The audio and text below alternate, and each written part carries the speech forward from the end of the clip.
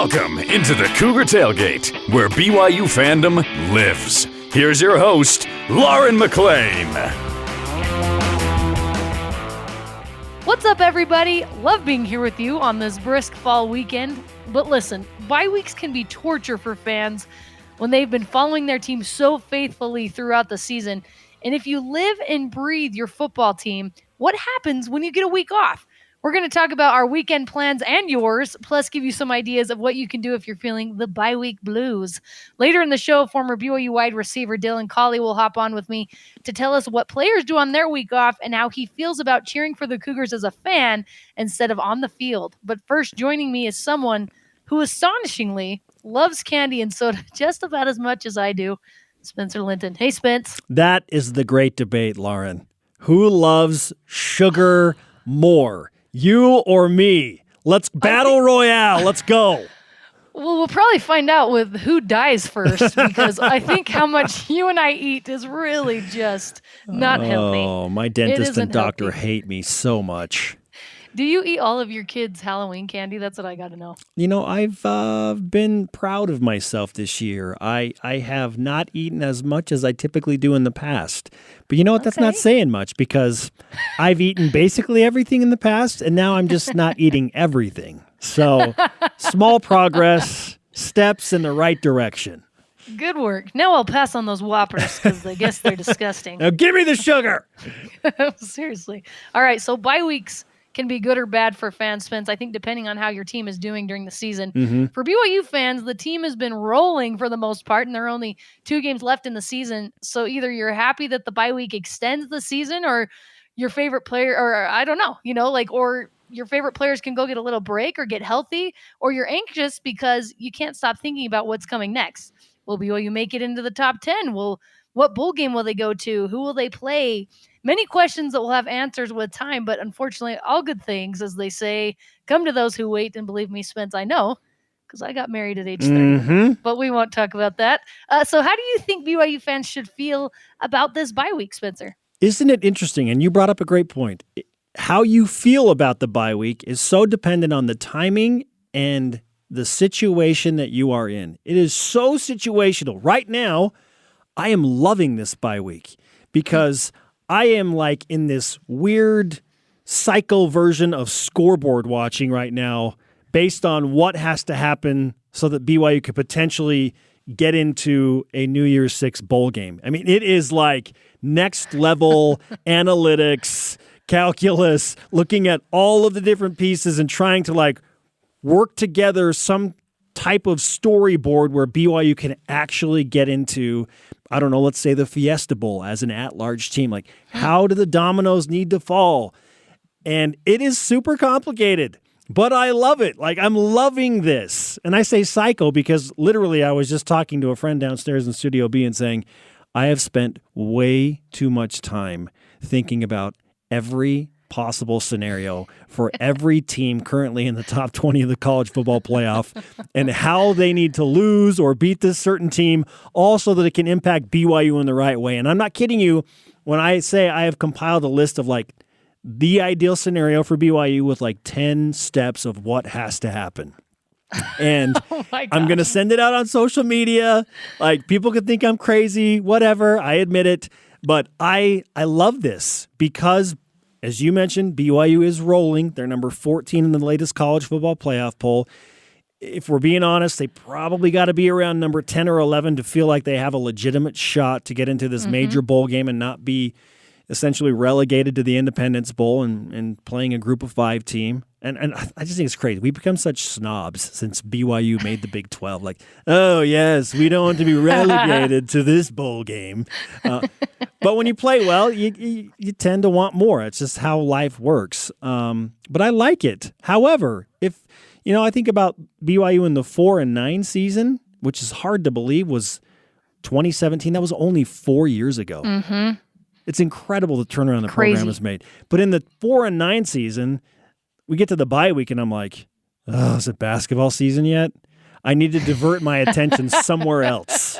I need to be distracted. So typically it's like I'll fill that void of football on a Saturday with, I don't know, some actual housework or some chores. And let's pay attention to the college basketball season if the bye week happens that late in the season. You're just looking for something positive typically to fill that space in that moment of time. At least that's how it works for me. So that's a really long answer to a really good question. And now you know way too much about how my mind works based on what the BYU football team is doing, whether winning or losing. There you go. And that is exactly the answer that I wanted, honestly. I think it's really great for BYU fans because the guys, believe it or not, do need to get healthy. And I think a lot of the guys got a little bit of a break against Idaho State, but honestly, we saw the starters play a little bit more than I was expecting. But guys get a break. Yeah. And like you said, there's so much fun stuff going on to analyze or get psycho about, as Spencer does. Yes, let's get psycho. Let's do it. Let's get psycho. Every time I talk to Lauren, I get a little psycho. Most people do. I scream random words like sugar. I will say this, and I was obviously looking at it from media members' perspective or a fan perspective, but you're so right. In the players' world, man, football is so violent, and it is more physical and taxing than ever before. And so the bye week is so critical for these guys to be able to just chill out for a minute. Like rest, not be beaten up in our modern day gladiator football stadiums for 4 hours on a Saturday. Like just let your bodies rest. And like it matters. And I think the coaches need the mental break too a little bit. Even though they're studying film and looking at future opponents, like they need a mental break too. The bye week is a blessing. So as much as fans hate it when your team's playing one, you're like, oh man, no game this week. Think about how beneficial it is for the team that you root for to just get healthy, get mentally right, have a hard reset, if you will, and then progress through the rest of the season.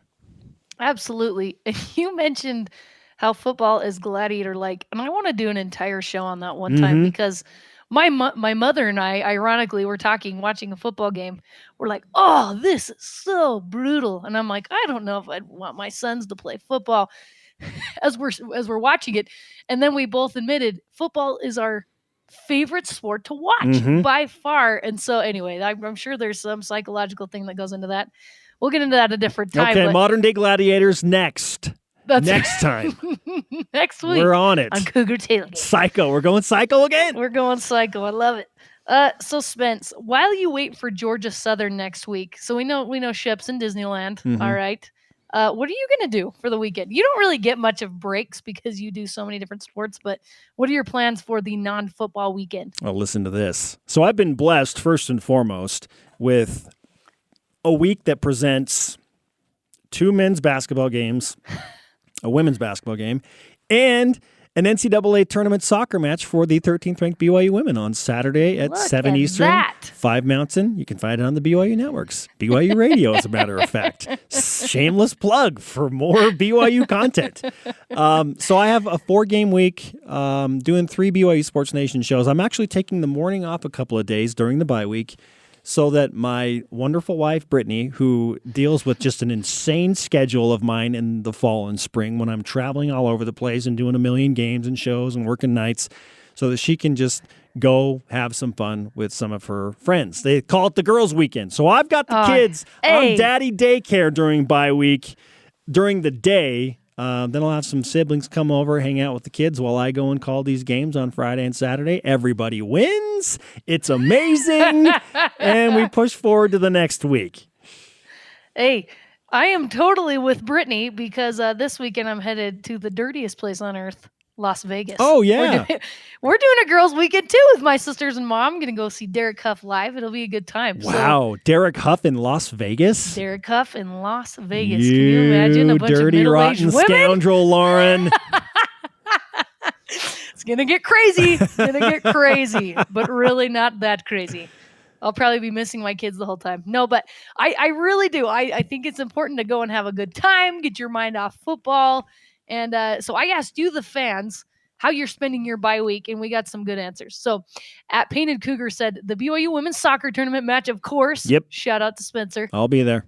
I love that answer. If you don't know what to do with yourselves this weekend, here are a few ideas. Number 1, watch the teams play that are relevant to BYU. Spencer, so you were Yes. talking about this earlier. Yes. What's one of the biggest matchups BYU fans should be watching Holy for cow. this Lauren, weekend? we could seriously talk about this for a full hour of everything that needs to happen, okay? But I'll start here. Okay. The Oregon Ducks, number 3 in the college football playoff poll. The Oregon Ducks, if they make the college football playoff and Utah finishes second, sends BYU's longtime arch nemesis to the Rose Bowl for the first time ever. Okay? So BYU fans, if you don't want to see the Utes in the Rose Bowl, you need to root for Oregon to lose to Washington State this weekend, because that would knock the Ducks out of the top 4 and a playoff spot, and leave them still as the highest-ranked Pac-12 team, but then pacing for the Ducks to be in the Rose Bowl and not Utah in the Rose Bowl.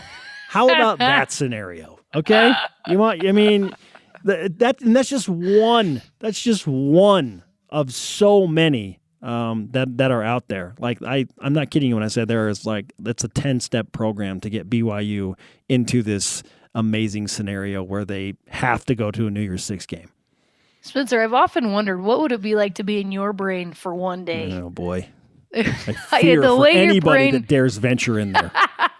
You have an incredible brain, and how horrible are we as BYU fans that we want Utah to not make it to the Rose Bowl? I mean, but it's in us. It's true. Yeah. You said that, and I'm like, that is the exact scenario that I want. And honestly, for no good reason. It just needs to be the Pac-12 team, whoever it is. Just one Pac-12 team has to go to the Rose Bowl, and there can be no college football playoff member from the Pac-12. Because what that does is it opens up another spot for a team that would not potentially steal a spot from BYU. So really what we're getting at is, hey, we just can't have Oregon go to the playoff. However that has to happen, Oregon cannot go to the college football playoff, and the Pac-12 only has one team that gets into a New Year's Six scenario. So whether it's Oregon or Utah, whatever, really, BYU fans are like, I don't want it to be the Utes. But even if it is the Utes, if it's just one team and Oregon doesn't go to the Rose Bowl and they go to a different bowl game that's of a lesser tier, then that benefits BYU. So there you go. There my. You go. That's a better way of looking at it. A little bit more of a less toxic hope for the Pac-12 teams. Good work. Good work. All right, number 2. You can go watch women's volleyball, women's basketball, or soccer because they're super entertaining this year. Spencer, real quick, why should people invest in these teams, these women's teams this year? Well, if we're talking about the overall health of an athletic department at BYU specifically, and we're being completely honest, it is the Olympic sports and primarily the women that carried BYU through some dark days when football was not good or mediocre at best, and basketball was not going to the NCAA tournament. So before Mark Pope turned things around and before Kalani Sitake really got rolling, there was this kind of overlying frustration with the two, for lack of a better phrase, big money sports, football and men's basketball. But where were the women of soccer and volleyball and gymnastics and basketball? They're just plugging along, throwing softball for that matter, winning conference championships, going to their respective NCAA tournaments. I mean, the women's volleyball team, for crying out loud, went to a national championship game in 2014. Listen, they know when you're there to support them, they know, they feel it. And they hear it, and they perform at a higher level. And so I almost feel like we owe them just this debt of gratitude for helping BYU maintain high-level athletics within the program, even when the big money sports have not been delivering. Like, they've earned our respect. They've earned the right for us to praise them and talk more about them. And they play at a high level. Like I said, it's just fun. Like, they play good level. They do. Volleyball, soccer, basketball. And they're all going to be in the NCAA tournament again this year. I mean, soccer, of course, already booked their trip. Volleyball is the number 5 team in the country right now. And women's basketball is a team that won a tournament game a year ago, and they return everybody, and they're picked to win their conference. So, hey, if you're not on board, what have you been doing with your life as a BYU fan? Oh, I love that so much, Spencer. So much respect for these women. And the programs are so consistent. And listen, considering myself a fairly athletic woman, and I have covered a lot of these sports myself, being on the sideline and watching them and going to their practices, I'm like, I don't have an ounce of athleticism in my body compared to these women. They are incredible. Yes. So yes, if you get the opportunity to check them out and support them, do it. All right, number 3, guys. If you have been MIA during the Saturdays of football season, like Spencer and myself, go spend some quality time with the ones you love. There you go. Those are the top 3 things you should do during your bye week blues. Spencer, thank you so much, my friend, for coming on. Fantastic as usual. Hey, great to talk with you. We're going psycho. Let's go psycho. All right. Speaking of psycho, just kidding. He probably is very he's very mild-mannered. sane. Coming He's up, very sane. Yeah, he is very sane. He was the latest to don the royal blue jersey in a family full of former BYU football players, and he's coming on to update us on life after football and his bye week plans. Dylan Collie up next on Cougar Tailgate.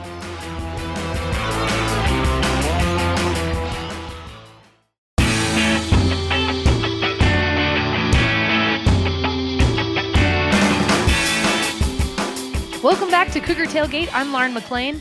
We've been talking about our plans during the bye week, but what do the players do with their week off, if you can call it that? Joining me now is former BYU wide receiver who played for the Cougars in 2012 and 2018 with a stint at the University of Hawaii in between, Dylan Collie. Thanks for coming on with me, Dylan. Thank you, Lauren. How are we doing? We're doing great. We're trying to fill some time here during the bye week, talking about what our plans are going to be. But first of all, so good to have you on BYU Radio again. What have you been up to since your senior season at BYU? Yeah, I think really just trying to figure life out. I think that's what the journey always is, right? And so I have my wife and I are just living in South Jordan, and we have a 2-year-old daughter, and also brought in we have about a year-old English bulldog as well. And so those 2 things keep us extremely busy.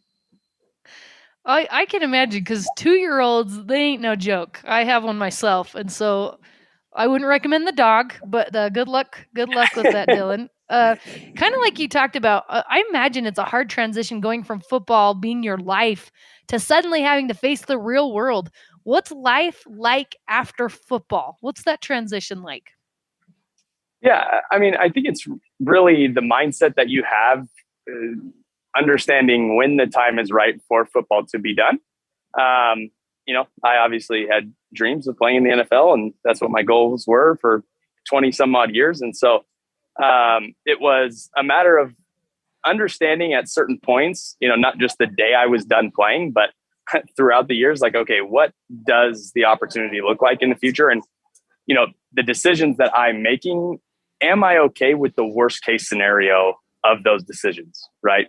I.e., you know, hey, it's my junior year. Do I leave Hawaii after a very successful personal season and try, you know, and hack it out somewhere else? You know, what happens if I don't get recruited? What happens if I, you know, don't get the opportunity to play at another program? What happens if I go to that program and, you know, I'm not as successful as I was this previous season? And so, you know, when I've gone through kind of the moments of making those decisions, that's been a huge piece of it. And something I've realized is like, I'm generally very okay with the worst case scenario, because it's really not that bad of a deal. And so it was just a matter of how can I transition my life from putting all of my eggs in the football basket and driving that passion and doing that in something else. And, you know, I think the work I have the opportunity to do today and helping companies develop new technologies and new products is fun for me. And I've kind of transferred my passion into that. I love that. It sounds like you're figuring things out and you have a beautiful family. And I'm sure it's really strange, though, cheering for your team from the stands or on TV instead of on the field. You're not that far removed from playing football at BYU. So what's that like when you turn on your TV and you're or going into the game and watching the Cougars play?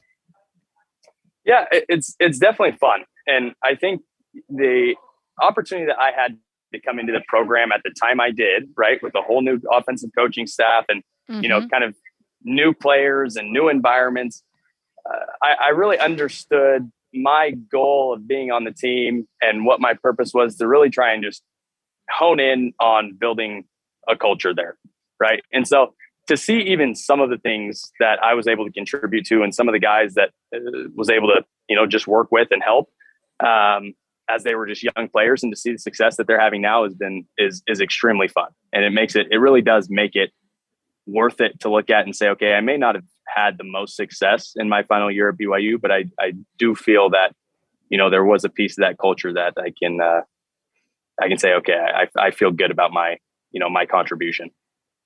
That's cool. And that's interesting you say that, because you really, when I think of you, you were a great standout wide receiver. So two different perspective here, but so you were a player for several years, obviously.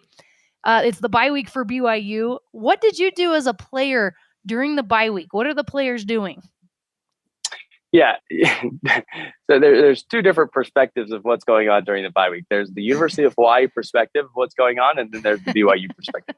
The University of Hawaii, I think, our practices were 6 a.m. every single day.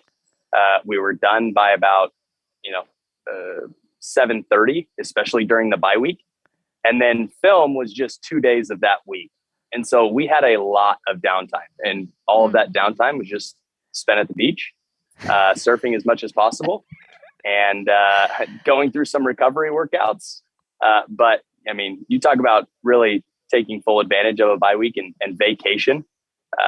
It was definitely worth it. And then coming to BYU, we took bye week a little more seriously, obviously. And, I think, what did we even do that week? It was like practice in the afternoon, right? It's a great opportunity for the scout team players to get a lot more reps, right? You want your main guys to get healthy. I think me and Savannah went out to the salt flats and took some pictures. Generally it's like, are you going to propose, or are you going to go take Christmas card pictures with your wife? And mine was the Christmas card pictures with my wife. So it was between those two things. And I did the latter. I love it. Oh man, that's quite the dichotomy between Hawaii and BYU. I wish I had some eligibility left hearing you talk about what you did at Hawaii during the bye week. That sounds like a dream. Going to hang out by the beach. Hey, and it's relaxing too, right? It serves a purpose. It works. I got to be honest. If there is nothing quite like that Hawaii experience as a football player. Man. There are very few things better outside of just losing majority of your games. The experience outside of that is phenomenal. I bet, and it almost makes it all worth it, doesn't it? Exactly. Okay, so I know you've been traveling this week. You've been in Boston. So what do you do now as a fan during the bye week, Dylan? That's a really good question. I will probably sit down and not spend near as much time watching football. I'll probably turn on either, Coco Melon, Moana, or Luca, or Doc McStuffins. One of those four that my daughter just demands to have on. Normally I get some compromise, at least when the Cougs play. But this weekend there probably will be no compromise. So that's hanging out dad. with the fam and watching some Disney. That's a really good dad right there. I beg my 2-year-old to watch TV with me. He won't do it. I'm like, what 2-year-old doesn't sit down and watch TV? So I'm actually really jealous of your weekend plans. So you come from a family of standout receivers and players at BYU, including yourself. What have been your impressions of BYU's receivers so far this season? Yeah, I mean, you look at the physical capabilities of the guys that are on the field, and you look at the energy that they're bringing to each and every game. I mean, I think someone even just said this on Twitter, but like it might have even been Jerem, but Jerem said something about Samson only having like 9 catches, right? Like you'd have no idea that Samson only has 9 catches, right? Like the moments he has been involved in games, right? The energy that he brings. I mean, you look at Puka's capabilities physically and the talent that he has as a receiver. You look at kind of the stability and the consistency of both Neil and Gunner, right? The receivers are a huge anchor in every aspect of the game for this football team. And I think they're proving that out every single day. I love that. I love the energy that the Nakua brothers bring. It's on a whole different level. I think it's been so good for BYU. And a lot of people thought last year's success was a fluke because of the light schedule, but here they are again, 8-2, 5-1 against Power 5 opponents. What do you think is causing the success that they're having recently? Yeah, I think it's the confidence that everyone in the building is putting into this program. Right. There's obviously momentum outside. Everyone's talking about it, right? We're all excited. We're all involved. But what we're seeing from the trust that each of these coaches has in their position groups, the trust that the offense and defensive coordinators have in their positions, there's just a lot of confidence and trust taking place. And it is so critical, especially when you have the talent that you have in that locker room. It is so critical to have that aspect because that's what's helping really accelerate the momentum of BYU football as a whole. It's the same thing we saw last year. It's the same thing we're seeing this year. And I think next year, right, as much as, we have the college football and the playoff speculation and what if and what could be. I mean, my excitement already going into next season is in a very, very high place. Well, don't tell that to fans, Dylan. They're gonna start speculating and going crazy as they do already, and I love it. No question. All right, you're awesome, former BYU receiver Dylan Collie. Thank you so much. I know you're in the airport. You're about ready to fly home. Thank you so much for taking the time and chatting with me today. I appreciate you, Lauren. We'll talk soon. Okay. And that does it for us today. Thanks again to Dylan Collie and Spencer Linton for coming on the show with me. You can join the Cougar Tailgate virtually, of course, every Saturday at noon Mountain Time, or download, rate, and review our podcast on Apple, TuneIn, Stitcher, Spotify, or on BYURadio.org. This is Cougar Tailgate.